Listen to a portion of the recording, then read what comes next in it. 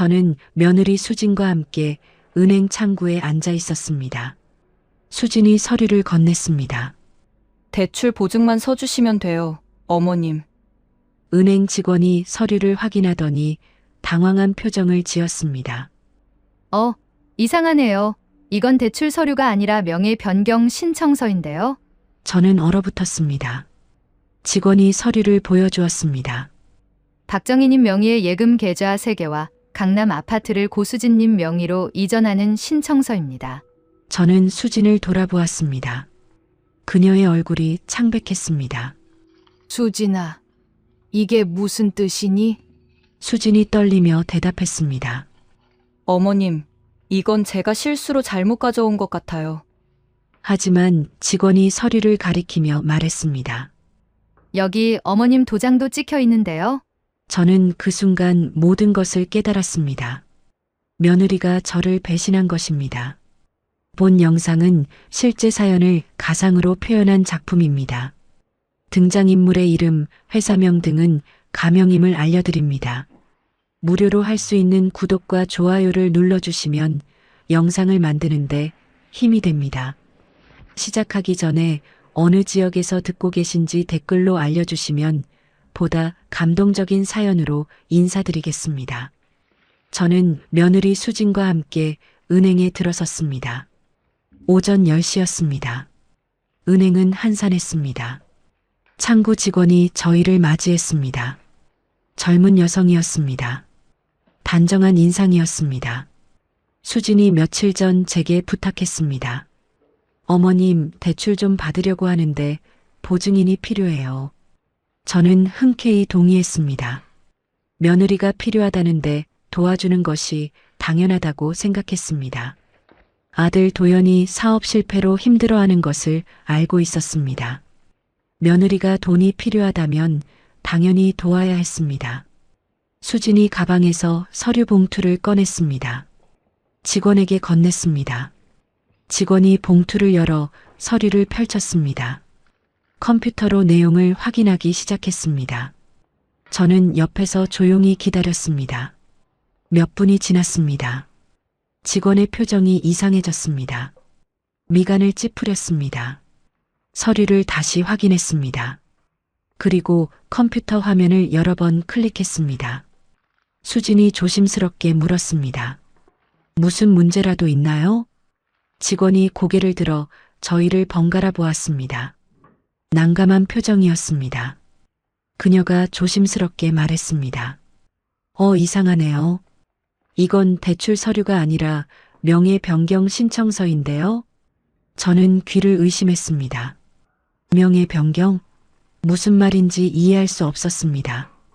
직원이 서류를 저에게 보여주었습니다. 거기에는 제 이름이 적혀 있었습니다. 그리고 여러 계좌 번호와 부동산 주소가 나열되어 있었습니다. 박정희님 명의의 예금 계좌 3개와 강남 아파트를 고수진님 명의로 이전하는 신청서입니다. 저는 얼어붙었습니다. 수진을 돌아보았습니다. 그녀의 얼굴이 창백해졌습니다. 저는 조용히 물었습니다. 수진아, 이게 무슨 뜻이니? 수진이 당황하며 대답했습니다. 어머님, 이건 제가 실수로 잘못 가져온 것 같아요. 하지만 직원이 고개를 저었습니다. 실수는 아닌 것 같은데요.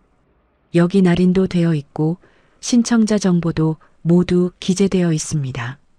저는 서류를 자세히 보았습니다. 제 도장이 찍혀 있었습니다. 하지만 저는 이 서류에 도장을 찍은 적이 없었습니다. 수진이 언제 제 도장을 가져갔는지 알 수 없었습니다. 직원이 컴퓨터를 더 확인하더니 또 다른 말을 했습니다. 그런데 이상한 점이 더 있습니다. 저와 수진이 동시에 직원을 바라보았습니다. 직원이 심각한 표정으로 말했습니다. 시스템에서 이 신청을 처리할 수가 없네요. 박정희님 명의의 모든 계좌와 부동산이 이미 다른 명의로 이전되어 있습니다. 저는 충격을 받았습니다. 다른 명의? 저는 그런 적이 없었습니다. 수진도 놀란 표정이었습니다. 그녀도 이 사실을 몰랐던 것 같았습니다. 직원이 화면을 보며 설명했습니다. 지난달 15일자로 모든 자산이 이전되었네요. 수령이는 남성분이신데요. 저는 급히 물었습니다. 누구죠? 이름이 뭔가요? 직원이 이름을 읽어주었습니다. 저는 그 이름을 들어본 적이 없었습니다. 하지만 옆에 있던 수진이 비명을 질렀습니다. 뭐라고요? 수진의 얼굴이 흑빛이 되었습니다. 그녀는 무언가 알고 있는 것 같았습니다. 저는 수진을 똑바로 보았습니다. 수진아, 그 사람 누구니? 수진은 대답하지 못했습니다. 입술이 파르르 떨렸습니다. 저는 직원에게 물었습니다. 제가 금형의 이전을 승인한 기록이 있나요? 직원이 확인하고 고개를 끄덕였습니다. 네, 여기 전자서명 기록이 있습니다. 박정희님 명의로 되어 있네요. 하지만 저는 그런 적이 없었습니다. 누군가 제 명의를 도용한 것입니다. 저는 점점 상황을 이해하기 시작했습니다. 수진이 제 재산을 노렸던 것. 그런데 누군가 수진보다 먼저 움직인 것. 은행 창구는 조용했지만 제 머릿속은 복잡했습니다. 10년 동안 며느리를 믿었습니다. 손주를 돌봐주고 집안일을 도왔습니다. 하지만 그녀는 제 재산을 노리고 있었던 것입니다. 그리고 더 놀라운 것은 누군가 저를 속이고 모든 것을 가져갔다는 사실이었습니다. 저는 심호흡을 했습니다. 진정해야 했습니다. 이제 진실을 밝혀야 했습니다. 저는 직원에게 말했습니다. 모든 이전 기록을 출력해 주세요. 그리고 경찰에 신고하겠습니다. 수진이 제 팔을 잡았습니다. 어머님, 잠깐만요. 제가 설명할게요. 저는 그녀의 손을 뿌리쳤습니다. 더 이상 들을 말이 없었습니다. 모든 것이 명확했습니다. 배신당한 것입니다. 저는 은행 상담실로 자리를 옮겼습니다. 직원이 안내해 준 곳이었습니다. 조용한 공간이었습니다. 수진이 저를 따라왔습니다. 그녀는 계속 울먹였습니다. 하지만 저는 동정심이 들지 않았습니다. 상담실 문이 닫혔습니다. 저는 수진을 똑바로 바라보았습니다. 그녀는 고개를 숙이고 있었습니다.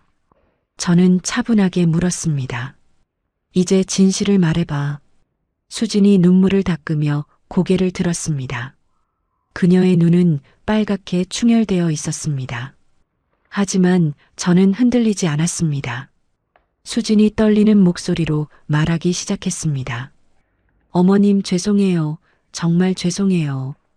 저는 대꾸하지 않고 기다렸습니다. 수진이 계속 말했습니다.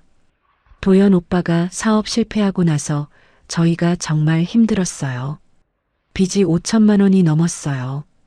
저는 그 사실을 알고 있었습니다. 아들이 사업에 실패했다는 것. 하지만 빚이 그렇게 많은 줄은 몰랐습니다.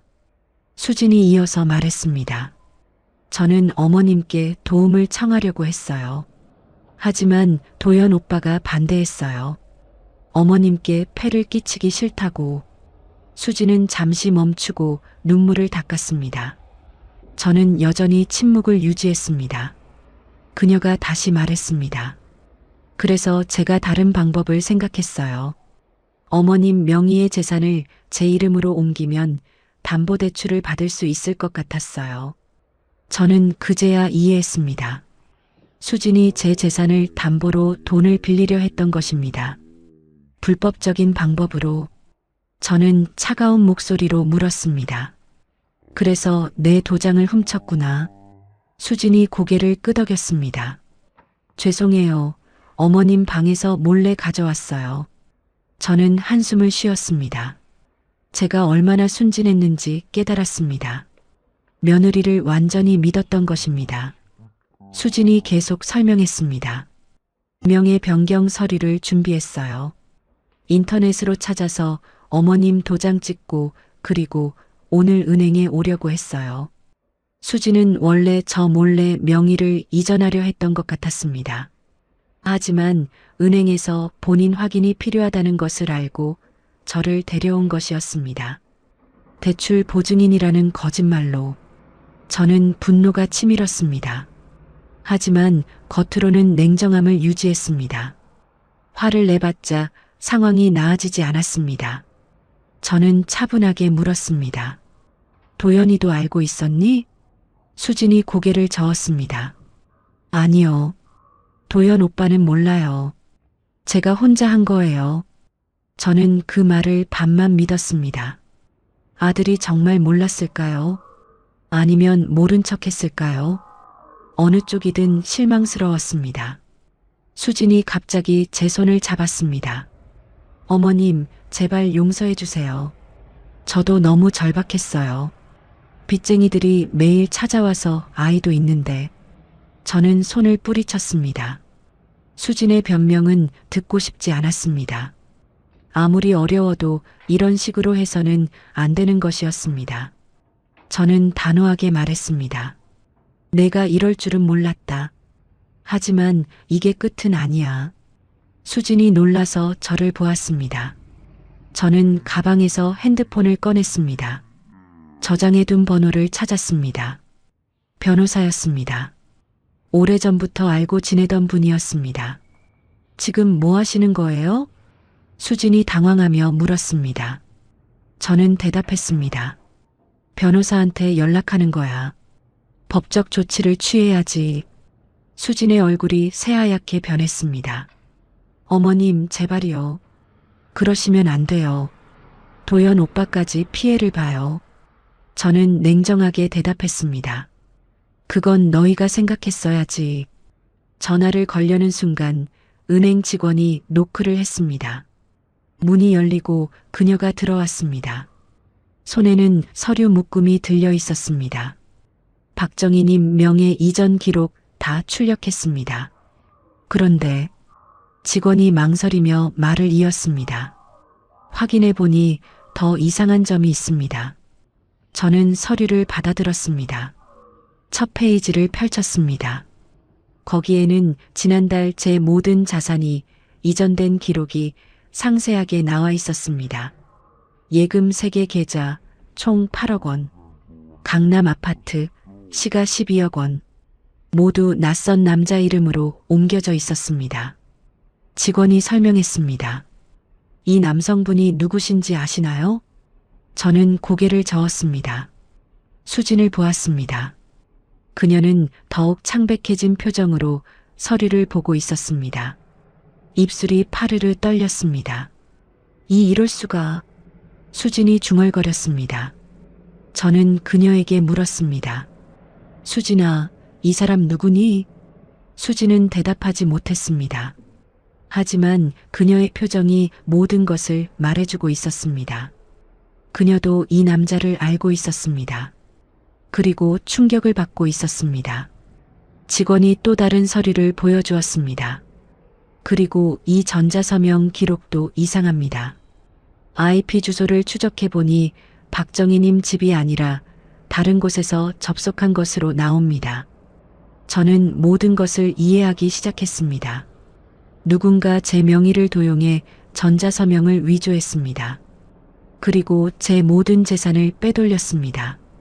수진도 같은 것을 하려고 했지만 이미 누군가 먼저 해버린 것입니다. 수진이 주저앉으며 울기 시작했습니다. 진짜 눈물이었습니다. 그녀도 속은 것입니다. 저는 그 모습을 보며 복잡한 감정을 느꼈습니다. 분노, 배신감, 그리고 약간의 동정. 하지만 저는 마음을 굳게 먹었습니다. 이제 진실을 모두 밝혀야 했습니다. 누가 제 재산을 훔쳤는지, 그리고 왜 그랬는지. 저는 직원에게 말했습니다. 경찰에 신고해 주세요. 그리고 이 모든 기록을 저장해 주세요. 직원이 고개를 끄덕이고 나갔습니다. 상담실에는 저와 수진만 남았습니다. 수진은 바닥에 주저앉아 계속 울고 있었습니다. 저는 그녀를 내려다보며 조용히 말했습니다. 수진아, 이제 그 남자가 누군지 말해. 도연이 소리쳤습니다. 수진아, 이게 무슨 짓이야? 엄마 재산을 훔치려고? 수진이 울면서 변명했습니다. 하지만 도연은 듣지 않았습니다. 저는 두 사람의 다툼을 보며 생각했습니다. 이것보다 더 큰 문제가 있었습니다. 제 재산이 이미 다른 사람에게 넘어갔다는 사실. 저는 가방에서 은행에서 출력한 서류를 꺼냈습니다. 명예 이전 기록이었습니다. 지난달 15일 제 모든 예금과 부동산이 한 남자 명의로 바뀌었습니다. 이름은 정민준이었습니다. 저는 수진에게 서류를 보여주었습니다. 이 사람 누구니? 수진이 서류를 보는 순간 얼굴이 창백해졌습니다. 그녀는 아는 사람이었습니다. 수진이 떨리는 손으로 서류를 내려놓았습니다. 민준 오빠. 도연이 놀라서 물었습니다. 누구? 민준이가 누군데? 수진이 대답하지 못했습니다. 저는 기다렸습니다. 수진이 마침내 입을 열었습니다. 제 옛날 남자친구예요. 거실이 조용해졌습니다. 도연은 믿을 수 없다는 표정이었습니다. 저도 놀랐습니다. 수진에게 옛 남자친구가 있었다는 것은 알았지만 그가 이런 일을 벌일 줄은 몰랐습니다. 수진이 울면서 설명했습니다. 3년 전에 민준 오빠가 갑자기 나타났어요. 도움이 필요하다고 했어요. 저는 3년 전을 떠올렸습니다. 그때 수진이 조카가 생겼다고 했습니다. 여동생이 아이를 낳았다고. 그래서 저는 그 아이를 돌봐주었습니다. 주말마다 집에 와서 놀았습니다. 귀여운 아이였습니다. 수진이 계속 말했습니다. 그 아이가 사실은 민준 오빠 아들이에요. 저는 충격을 받았습니다. 조카가 아니라 수진 옛 남자친구의 아들이었다니. 수진이 저를 속인 것입니다. 도연도 분노했습니다. 그럼 넌 3년 동안 나를 속인 거야? 수진이 고개를 숙였습니다.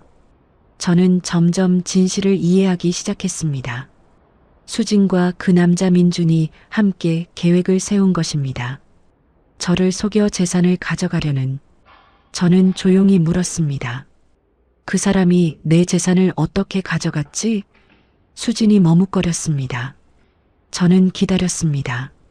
수진이 마침내 대답했습니다. 민준 오빠가 어머님 명의로 인터넷 뱅킹을 만들었어요. 제가 어머님 신분증을 복사해서 줬어요. 저는 소름이 돋았습니다. 며느리가 제 신분증을 훔쳐 사기꾼에게 준 것입니다. 수진이 계속 말했습니다. 처음에는 단순히 대출 받으려고 했어요. 근데 민준 오빠가 욕심을 부렸어요. 어머님 재산을 전부 가져가자고 했어요. 저는 분노가 치밀었습니다. 하지만 참았습니다. 진실을 다 들어야 했습니다. 그래서 너도 동의한 거니? 수진이 고개를 저었습니다. 아니요. 저는 반대했어요. 너무 위험하다고 했어요. 근데 민준 오빠가 혼자 진행했어요. 수진이 울면서 말했습니다. 민준 오빠가 한 달 전에 모든 걸 이전해 버렸어요. 저한테도 말 안 하고요. 저도 오늘 은행에서 처음 알았어요. 저는 상황을 정리했습니다. 수진은 제 재산을 자기 명의로 바꾸려 했습니다. 하지만 민준이라는 남자가 수진을 배신하고 먼저 재산을 가져간 것입니다. 수진도 피해자가 된 셈이었습니다. 도연이 머리를 감싸쥐었습니다. 미친, 이게 무슨 상황이야. 저는 일어나 창문으로 갔습니다. 밖을 바라보며 생각했습니다. 제 평생 모은 재산, 예금 5억, 아파트 10억, 총 15억이 한순간에 사라진 것입니다. 하지만 이상했습니다. 은행에서 명의 이전이 제 전자서명으로 승인되었다고 했습니다. 저는 그런 적이 없었습니다. 민준이 어떻게 제 전자서명을 위조했을까요? 저는 수진에게 물었습니다. 내 핸드폰 만진 적 있니? 수진이 고개를 끄덕였습니다. 한 달 전에 어머님이 주무실 때 잠깐 빌렸어요. 민준 오빠가 뭔가 설치하고 싶다고 해서. 저는 모든 것을 이해했습니다. 민준이 제 핸드폰에 악성 프로그램을 설치한 것입니다. 그것으로 제 전자서명을 위조하고 은행 거래를 승인한 것입니다. 저는 핸드폰을 꺼냈습니다. 경찰에 신고해야 했습니다. 하지만 그 전에 확인할 것이 있었습니다. 저는 인터넷 뱅킹 앱을 열었습니다. 로그인했습니다. 거래 내역을 확인했습니다. 지난달 15일 제 모든 예금이 민준 계좌로 이체되었습니다. 5억 원이 한꺼번에 사라진 것입니다. 그리고 부동산 명의도 같은 날 이전되었습니다. 저는 한숨을 쉬었습니다. 도연이 다가왔습니다. 엄마, 어떻게 그 돈 다시 찾을 수 있어? 저는 대답하지 않았습니다. 솔직히 확신이 없었습니다. 민준이 이미 돈을 빼돌렸을 가능성이 높았습니다. 해외 계좌로 송금했거나 현금으로 인출했을 수도 있었습니다. 수진이 무릎을 꿇었습니다. 어머님, 정말 죄송해요. 제가 민준 오빠 연락처 드릴게요. 제발 용서해 주세요. 저는 그녀를 내려다보았습니다. 용서? 지금 용서를 말할 때가 아니었습니다. 저는 냉정하게 말했습니다. 연락처 줘. 그리고 너도 경찰 조사받을 준비해. 수진이 울음을 터뜨렸습니다. 하지만 저는 동정하지 않았습니다. 그녀도 공범이었습니다. 제 신분증을 훔치고 사기꾼에게 준 것은 명백한 범죄였습니다. 저는 거실을 나와 제 방으로 갔습니다. 문을 닫고 침대에 앉았습니다. 온몸에 힘이 빠졌습니다. 58년을 살면서 이런 배신은 처음이었습니다. 며느리에게, 그리고 모르는 사기꾼에게 당한 것입니다. 하지만 저는 포기하지 않았습니다. 반드시 재산을 되찾을 것입니다. 그리고 그들을 법의 심판대에 세울 것입니다. 저는 호락호락한 사람이 아니었습니다.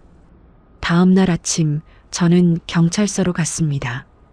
수진이 준 민준의 연락처와 모든 증거 자료를 가져갔습니다. 형사는 제 이야기를 주의 깊게 들었습니다. 명예 도용, 전자금융사기, 재산 절취, 모든 것이 명백한 범죄였습니다. 피해 금액이 15억이라고 하셨죠? 형사가 확인했습니다. 저는 고개를 끄덕였습니다. 형사가 서류를 정리하며 말했습니다. 일단 긴급 계좌 추적 들어가겠습니다. 그리고 용의자 소환하겠습니다. 저는 감사 인사를 하고 경찰서를 나왔습니다. 하지만 제 발걸음은 가벼웠습니다. 사실 저는 걱정하지 않았습니다. 왜냐하면 진실이 따로 있었기 때문입니다.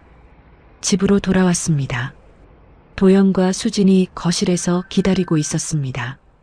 두 사람 모두 지쳐 보였습니다. 밤새 잠을 못 잔 것 같았습니다. 도연이 물었습니다. 엄마, 경찰서 다녀왔어? 저는 고개를 끄덕이며 소파에 앉았습니다. 그리고 조용히 말했습니다. 이제 너희한테 진실을 말해줄게. 두 사람이 저를 쳐다보았습니다. 저는 가방에서 또 다른 서류 봉투를 꺼냈습니다. 두꺼운 봉투였습니다. 사실 은행에 있던 15억은 내 전 재산이 아니었어. 도연이 놀라서 물었습니다. 무슨 말씀이세요? 저는 서류를 펼쳤습니다. 거기에는 다른 은행의 통장 사본들이 있었습니다. 그리고 부동산 등기부등본도 있었습니다. 2달 전에 이상한 점을 발견했어. 수진이가 내 서류함을 뒤지는 걸 봤거든. 수진의 얼굴이 창백해졌습니다. 저는 계속 설명했습니다. 그래서 의심했지. 너희가 뭔가 계획하고 있다는 걸. 그래서 준비했어. 저는 첫 번째 통장 사본을 보여주었습니다. 다른 은행, 다른 지점. 예금액은 8억이었습니다. 기존 은행에서 돈을 조금씩 빼서 여기로 옮겼어. 아무도 모르게. 도연이 입을 벌렸습니다. 저는 다음 서류를 보여주었습니다.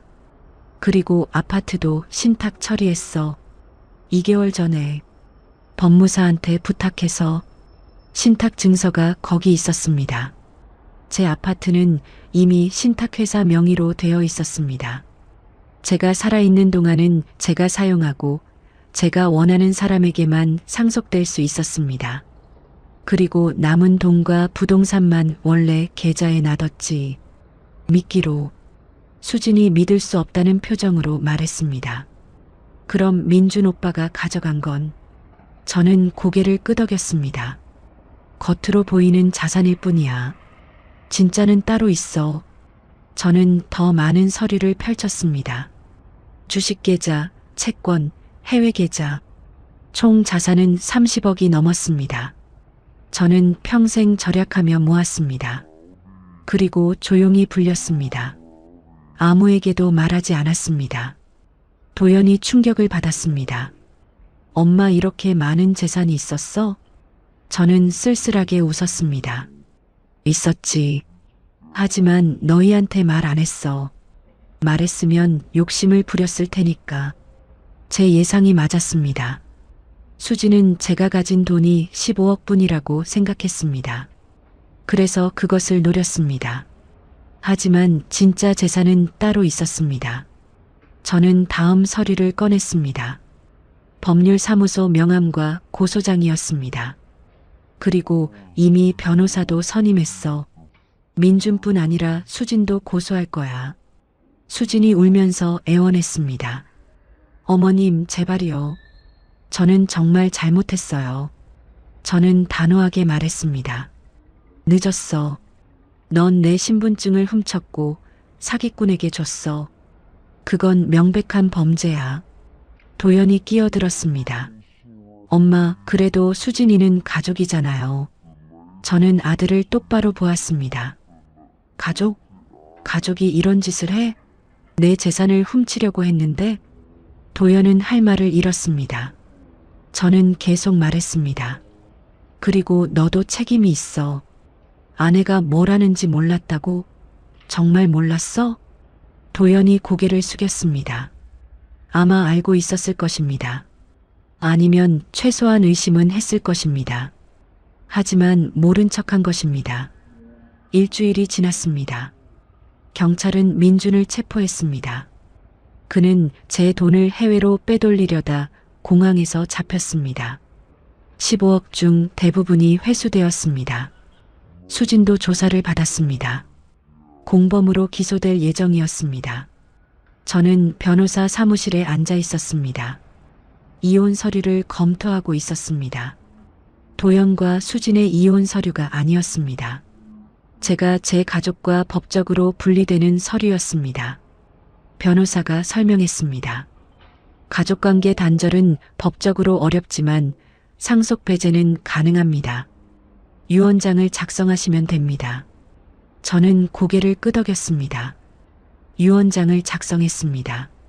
제 재산은 자선단체와 몇몇 조카들에게 남기기로 했습니다. 도연에게는 한 푼도 남기지 않았습니다. 한 달이 지났습니다. 재판이 열렸습니다. 민주는 징역 5년을 선고받았습니다. 수지는 집행유예를 받았지만 전과자가 되었습니다. 도연은 수진과 이혼했습니다. 더 이상 함께 살 수 없었기 때문입니다. 저는 새 아파트로 이사했습니다. 신탁으로 보호된 제 아파트가 아니라 다른 곳에 새로 산 작은 아파트였습니다. 조용한 동네였습니다. 이웃들은 친절했습니다. 이사한 첫날 밤 저는 발코니에 서서 야경을 바라보았습니다. 평화로웠습니다. 58년을 살면서 처음으로 진정한 평화를 느꼈습니다. 핸드폰이 울렸습니다. 도연이었습니다. 저는 받지 않았습니다.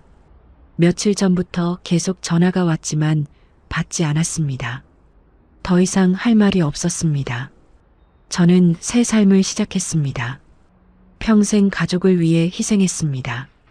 하지만 이제는 저를 위해 살 것입니다. 여행도 가고 취미도 찾고 친구도 사귈 것입니다. 거울을 보니 제 얼굴이 편안해 보였습니다. 주름은 있었지만 미소가 자연스러웠습니다. 저는 혼잣말로 중얼거렸습니다. 평생 속이고 살던 사람들한테 마지막으로 진짜를 보여줬지. 저는 만족스러웠습니다. 복수는 조용했지만 완벽했습니다. 그들은 제가 약하다고 생각했습니다. 하지만 저는 누구보다 강했습니다. 그것을 증명했습니다. 다음 날 아침 저는 여행사에 전화를 걸었습니다. 유럽 한 달 여행 상품을 예약했습니다. 혼자 가는 여행이었습니다. 저는 설렜습니다. 58년 인생에서 처음으로 저만을 위한 여행이었습니다. 은행 창구에서 밝혀진 진실. 며느리의 두 얼굴. 하지만 진짜 두 얼굴은 제 것이었습니다. 약해 보이는 시어머니. 하지만 속은 강철 같았습니다. 그것이 제 진짜 모습이었습니다. 이야기가 감동적이었다면 구독과 좋아요 눌러주시고 주인공에게 응원의 댓글도 부탁드립니다.